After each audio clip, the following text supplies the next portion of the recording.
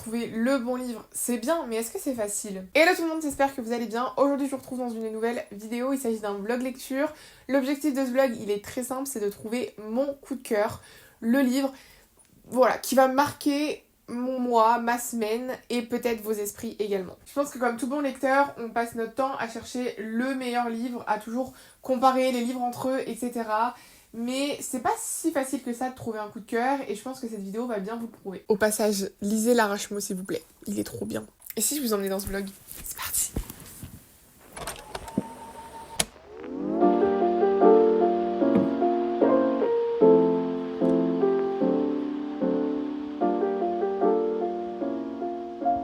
C'est avec cette magnifique tête extrêmement fatiguée que je viens vous dire que je commence le premier livre de cette vidéo. Je lis jusqu'à ce que j'ai un coup de cœur.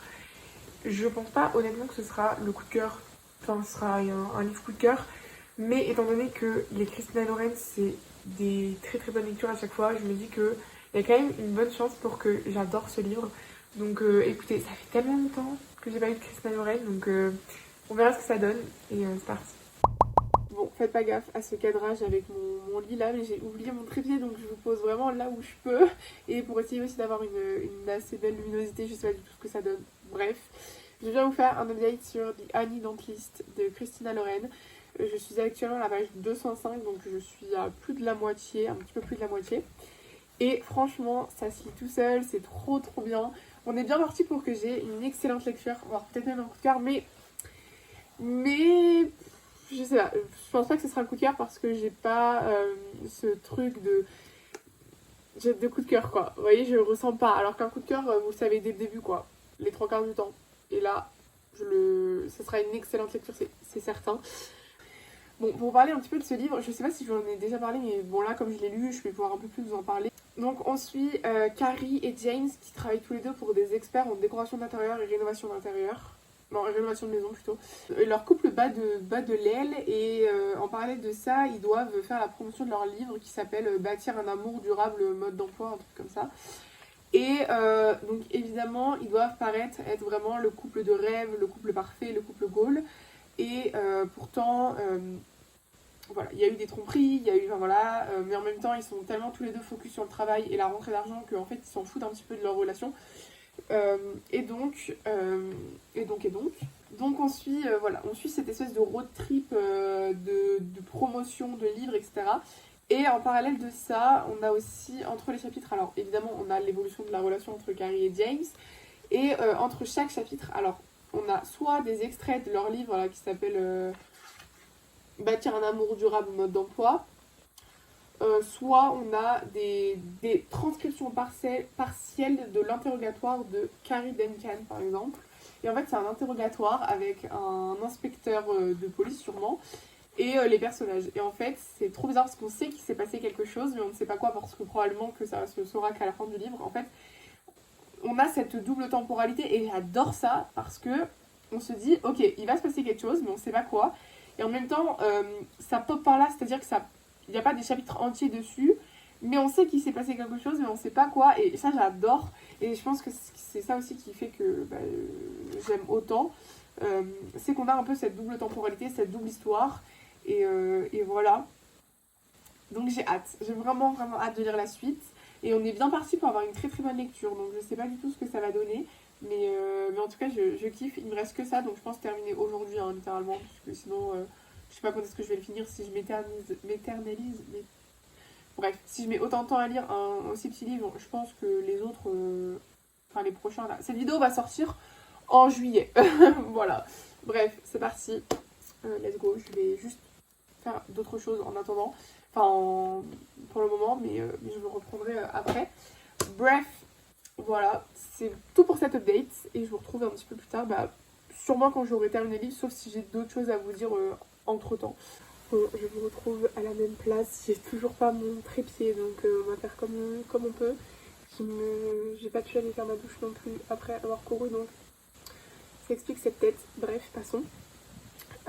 J'ai terminé ce matin The Annie List de Christina Loren et c'est un 4 étoiles. J'ai vraiment beaucoup apprécié ma lecture. C'était très sympa mais je sais pas, la fin m'a moins hype. voilà. Et j'ai bien aimé, mais sans... Je sais pas, il me manquait quelque chose pour que ce soit vraiment un coup de cœur. Mais en tout cas, j'ai vraiment... Ouais, j'ai beaucoup aimé, mais j'ai l'impression que c'était peut-être... à la fin, genre, j'ai eu cette impression de il faut finir. Vous voyez, merde, j'ai trop développé, mais là, il faut que j'abrège parce que je dois finir. Genre, on dirait qu'elle avait un nombre de pages maximum à ne pas dépasser, et genre, elle l'avait dépassé. Donc, j'ai vraiment pas kiffé ce truc-là un peu à la fin où il faut finir vite et tout, et je pense qu'il y avait moyen de prolonger un petit peu. Bref. Mais sinon, ça a été quand même une très très bonne lecture. J'ai bien aimé cette espèce de truc avec la télé. Et c'est ce monde-là un peu que je n'avais jamais lu de livre en fait sur ce sujet. Donc je suis trop contente que ce soit chose faite. Donc voilà, c'est pas un coup de cœur, donc la vidéo continue, mais ça a quand même été une très très bonne lecture. Donc voilà. Donc, là je vais croiser les doigts pour que ça fasse comme avec le tome 1, mais je m'arrête à lire le tome 2 de The Devil Sons. J'ai un peu peur que ce soit pas un coup de cœur comme le tome 1 parce que je sais pas, le tome 1 m'a vraiment surpris et j'ai vraiment beaucoup aimé. Donc voilà, j'espère ne pas avoir dépensé 20 balles pour rien. Je sais pas, c'est pas passé pour moi, j'ai pas du tout apprécié. Mais c'est parti, écoutez, je sais pas il fait combien de pages. Il fait 450 pages, mon dieu. 460, donc j'en ai pour un bon petit moment, mais j'ai trop hâte. J'ai peur que ce soit pas un coup de cœur, mais en même temps je me demande quel livre va être un coup de cœur. Genre, je suis tellement plus sélective sur mes coups de cœur en ce moment, donc possiblement que cette vidéo va quand même se finir en juin, juillet, donc c'est parti, let's go. 3 weeks later. Je pense qu'il est temps de vous faire un petit update sur The Devil Sons, le tome 2, puisque j'en suis actuellement rendue à la page 194. Alors, j'aime beaucoup, même que les premières pages, je me suis dit, ok, c'est ce livre-là qui va clôturer la vidéo, parce que j'adore. Et en fait, non. Il y a des trucs, c'est... Voilà, c'est... Ma hype est un peu redescendue, et donc c'est pas un coup de cœur. Après, bon, il me reste vraiment tout ça. Donc forcément, peut-être que mon avis va changer. Mais pour le moment... je n'ai pas ce besoin vital de y revenir comme pour le premier tome où j'arrivais pas du tout à le poser. Bon après il faut dire ce qui est, c'est vraiment la pire période. Je suis en plein bac blanc, remise de devoirs, etc., de projets de bac, etc. C'est le rush et que voilà. Mais entre les vacances et le week-end, je pense que je vais réussir à lire plus, pardon. J'ai dit vous faire plus de contenu, oui certes, mais c'est pas la question. Donc voilà, bref. En tout cas, pour tout vous dire, pour le moment, ce tome 2, bah, il est comme le tome 1. On a toujours cette petite fratrie là que j'aime beaucoup. Ça évolue bien. J'ai hâte d'être à la fin en fait, pour savoir si j'ai envie encore de lire la suite. Je pense que le mieux, c'est que je vous parle quand j'ai encore avancé. Hein, voilà, mais en tout cas, pour ce qui est de cette vidéo, je lis jusqu'à ce que j'ai un coup de cœur. Bah, je pense pas que ce sera ce tome-ci le fameux coup de cœur. Pourtant, j'y ai cru et je me suis dit, même limite, je m'étais fait la réaction de ah, mais non! La vidéo va pas se terminer alors que j'ai lu que 2 livres, quoi, c'est... voilà. Mais en fait, non. Mais je pense aussi que malheureusement, la période à laquelle je lis, ça tombe trop mal. Genre parce que je lis un peu par-ci par-là. En plus, je lis avant de m'endormir, donc je suis fatiguée, je suis pas hyper concentrée, enfin bref. Mais c'est quand même beaucoup trop bien et j'ai toujours du mal avec l'arc. Bizarrement, plus ça va et moins je l'apprécie que l'arc. Alors je sais pas du tout comment ça va évoluer d'ici la fin du tome. Je reviens quand j'ai avancé. Voilà tout. One eternity later. Je vous retrouve pour vous faire un petit update de The Devil Sons, le tome 2. Alors ce tome c'était vraiment un test pour moi de savoir si j'allais lire toute la saga ou pas. Et est-ce que vraiment j'aimais ce genre de livre ou si c'était juste parce que voilà le tome 1 c'était la première fois que je lisais ce genre de livre que je n'avais jamais lu ce genre là auparavant et que du coup c'était nouveau et que c'était voilà j'avais aimé la nouveauté quoi. Eh bien sachez que je n'ai pas du tout apprécié le tome 2. Bon sans grande surprise hein, je pense que je m'y attendais à ne pas l'aimer ce livre. Je suis quand même un peu déçue parce que voilà, j'avais adoré le tome 1, j'avais beaucoup aimé les personnages, même si je les avais trouvés pour certains détestables. J'avais aimé un peu cette ambiance familiale, de tout le monde se soutient, etc. Alors là, certes, il y a toujours cette espèce d'ambiance Si tu tombes, on tombe ensemble, voilà. Mais là, je sais pas, c'est pas passé pour moi, j'ai pas du tout apprécié. Donc voilà, c'est con, mais c'est comme ça. Et donc, ce n'est pas un coup de cœur, j'ai mis 3,5 étoiles. Je... Non, en vrai, je suis vraiment deg de pas avoir apprécié parce que je suis sûre que j'aurais pu mais adorer. Et pour autant, ça l'a pas fait avec moi ce tome-ci, même cette saga finalement. Donc je pense que je vais arrêter de la lire. Voilà, je vais arrêter là. Je ne lirai pas les 2 autres tomes qui viennent après. Je pense même que cette saga n'est pas terminée. Il y en aura peut-être d'autres, je ne sais pas. Mais en tout cas, de un, j'ai pas envie de me lancer dans une saga de je sais pas combien de tomes, de romance, pour qu'au final on suive tout le temps le même couple. Bon, voilà. Je sais pas du tout si dans le tome 3 on suit le même couple, hein, mais en tout cas ça ne m'intéresse pas. Voilà, le personnage d'Avalon, moi je le trouve toujours aussi détestable. Donc voilà. Bon, me voilà du côté de ma pile à lire et donc j'ai ce livre aussi qui est 6 couronnes écarlates que j'ai emprunté à ma médiathèque. Mais il est énorme, c'est une fantaisie, je sais pas du tout si je vais avoir le courage de lire une fantaisie. Honnêtement, mais je pense que c'est aussi le meilleur moment pour que je lise parce que je suis en vacances donc ça va être le moment je pense. En plus c'est écrit relativement émargé, enfin il y a des grosses marges quoi et c'est quand même pas écrit tout petit quoi. Voilà, c'est pas écrit non plus giga petit donc ça peut le faire. En vrai, je sais pas. J'hésite. Sinon j'ai vraiment des tout petits livres. Donc j'ai une pièce de théâtre, c'est L'île des esclaves de Marivaux. Je sais pas du tout si ça peut être quelque chose sur lequel je peux avoir un coup de cœur, mais je veux lire plus de théâtre, ça c'est évident. Voilà, je pense que je vais faire mon petit choix et je reviendrai vers vous à ce moment-là. Mais là, je ne sais pas du tout. Voilà.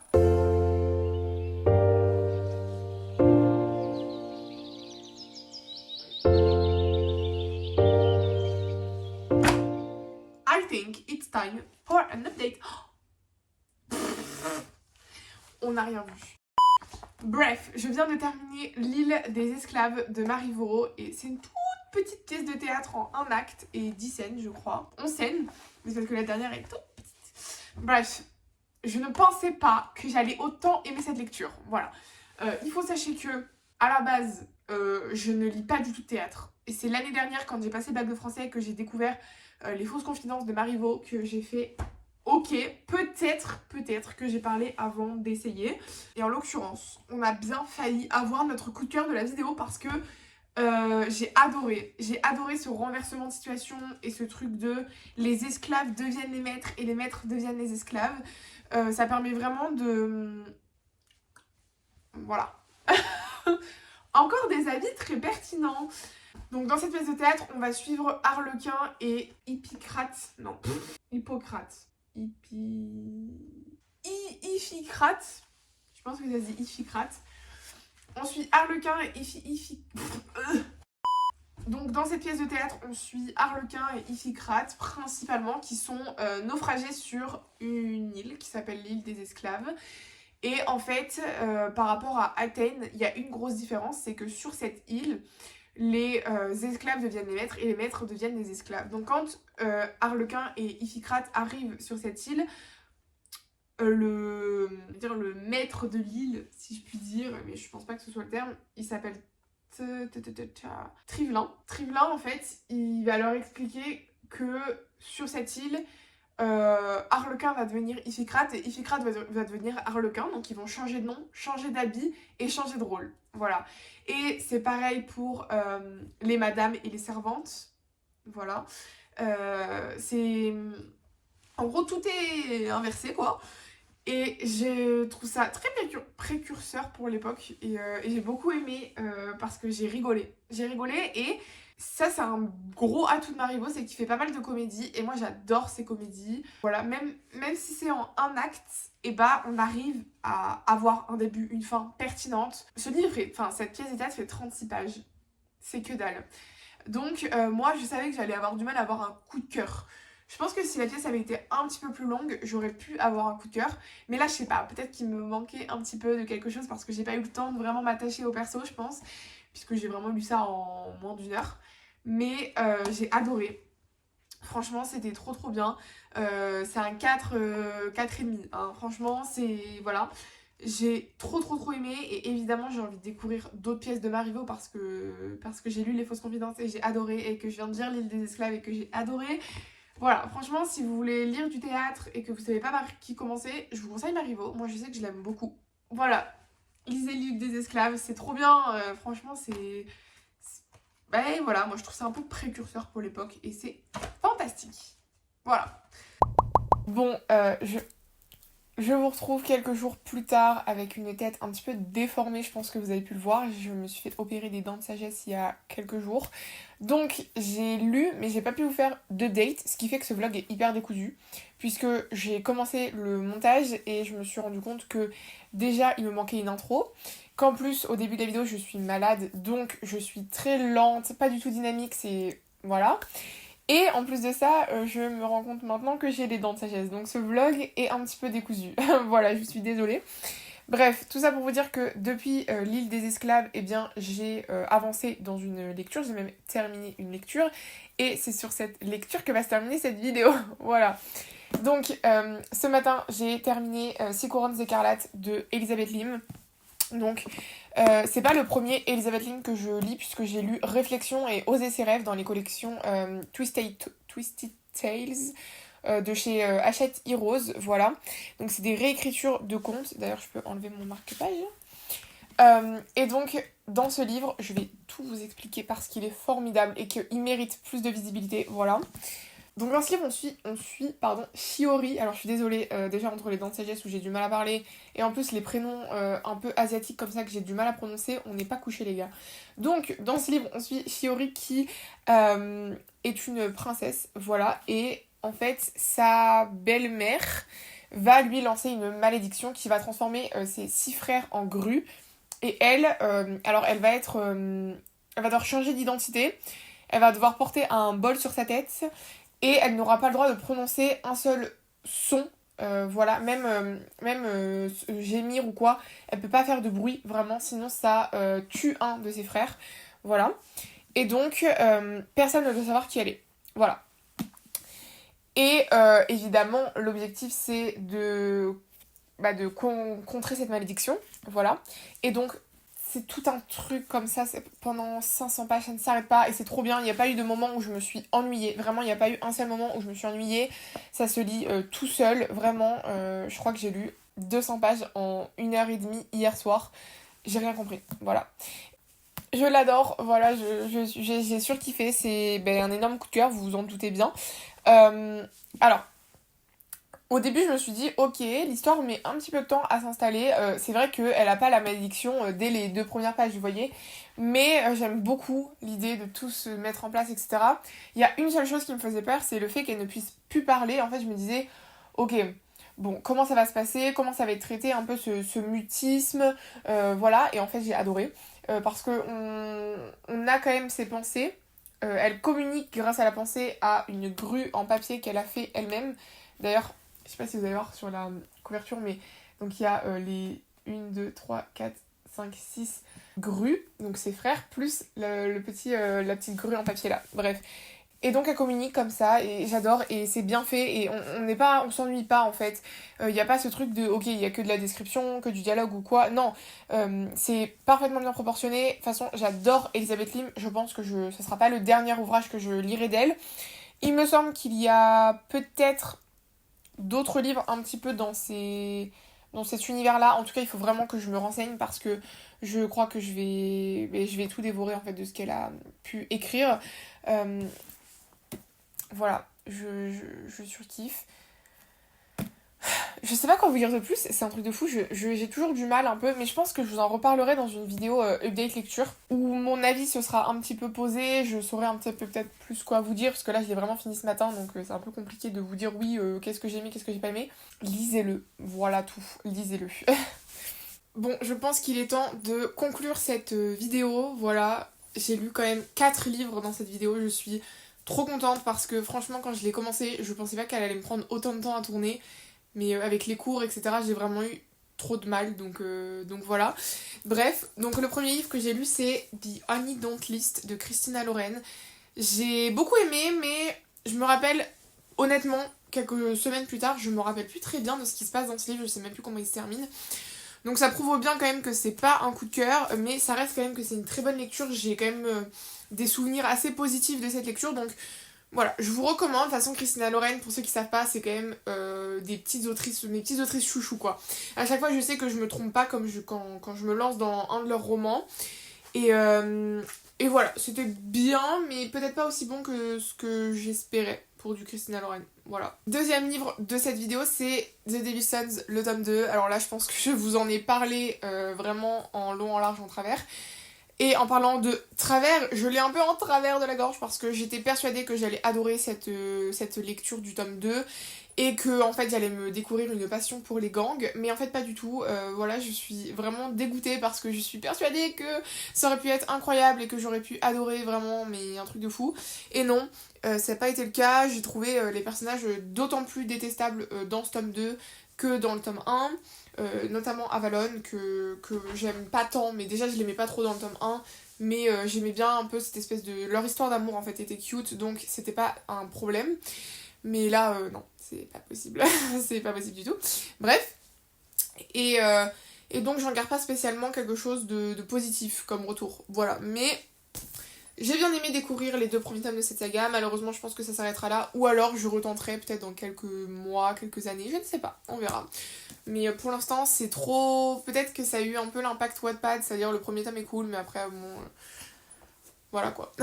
Ensuite j'ai lu L'île des esclaves de Marivaux et là j'ai adoré, franchement ça fait du bien de passer au-dessus du truc scolaire de lire du théâtre en fait, parce que dans ma tête c'était vraiment hyper négatif de lire du théâtre, ça voulait dire que j'étais un peu l'intello du coin et j'aimais pas trop l'idée que ça pouvait renvoyer en fait de lire du théâtre, donc en fait pendant des années je n'en ai pas lu.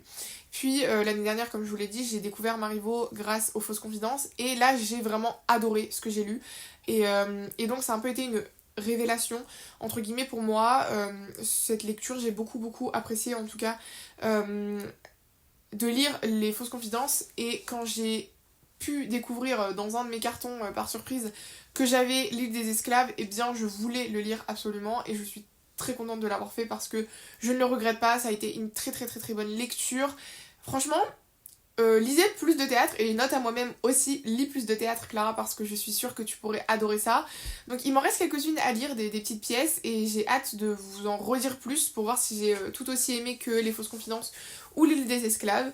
Voilà, mais en tout cas j'ai un très bon retour, un très bon avis, je sais pas comment expliquer, bref, de L'île des esclaves. Voilà, je vous le recommande. Et on termine avec le coup de cœur de cette vidéo qui est 6 couronnes écarlates de Elizabeth Lim. Bon, j'ai adoré, ça y a pas de doute là-dessus. J'ai beaucoup aimé la construction des personnages, l'avancée dans cette histoire qui fait quand même 550 pages et à aucun moment je ne me suis ennuyée, et ça c'est quelque chose que je tiens à souligner parce que c'est une fantaisie qui a quand même qui fait son gros pavé, que c'est du young adulte. Voilà, c'est pas de la fantaisie adulte, pardon. Donc si vous êtes comme moi, que vous lisez de la fantaisie mais que c'est pas non plus votre genre de prédilection et que vous n'en lisez pas non plus tous les 4 matins, et donc que c'est pas forcément un domaine dans lequel vous êtes très à l'aise parce que vous vous y connaissez pas trop, parce que vous n'avez pas tous les codes, et aussi parce que c'est de la lecture qui peut être assez lourde, et bien sachez que ça c'est du young adulte, mais c'est trop bien. C'est pas parce que c'est du young adulte que c'est moins bon que de la fantaisie adulte, c'est pas parce qu'il n'y a pas de la romance avec du smut ou quoi que c'est pas une bonne romantasy, parce que oui, il y a quand même une petite romance dedans, et c'est ça qui rajoute un peu un petit quelque chose, mais elle est pas... elle fait partie du cœur de l'histoire, voilà, parce qu'elle a une importance, mais en même temps, c'est pas non plus elle qui fait tout, et il y a vraiment toute cette histoire de contrer la malédiction, etc., et de vivre aussi sans pouvoir parler, expliquer, savoir se faire comprendre, etc. Ça, j'ai vraiment beaucoup aimé, et en plus de ça, elle peut parler, mais elle n'a pas le droit de parler. Et donc, c'est quelque chose qui m'intéresse, voilà, parce que c'est un sujet qui m'intéresse beaucoup ces derniers temps, le mutisme, etc. Donc forcément, j'ai été très intriguée par cette lecture et j'ai adoré. Voilà, je m'en doutais, c'est aussi pour ça un peu que je l'ai mis un peu à la fin de la vidéo, parce que je voulais vraiment profiter de mes vacances pour le lire et ne pas être bloquée par les cours, etc. Et franchement, je regrette pas du tout, c'est une très bonne lecture. Donc voilà, je vous le recommande. Je vous le recommande, même si évidemment je vous recommande tous les livres de la vidéo. Enfin, en fait, il n'y en a aucun que j'ai détesté à proprement parler. Même The Devil's Sons, pour lequel j'ai eu peut-être quelques petits couacs que j'ai pas spécialement adoré sur le long terme, eh bien je peux quand même vous dire que ça a été une bonne lecture. Donc voilà, je vous recommande tous ces livres, même s'il y en a qui ont été un petit peu moins bons que d'autres, mais franchement ils méritent tous d'être lus. Je vous remercie d'avoir vu cette vidéo, pardon, pas d'avoir lu la vidéo, d'avoir vu cette vidéo. Si elle vous a plu, n'hésitez pas à mettre votre cœur préféré en commentaire, voilà, parce que c'est les coups de cœur de la vidéo, voilà. Et n'hésitez pas à vous abonner, à mettre un petit like, ça fait trop plaisir, à mettre la petite cloche pour ne louper aucune de mes vidéos, voilà. Et surtout, je vous embrasse très très fort et je vous dis à très très vite dans une nouvelle vidéo. Ciao!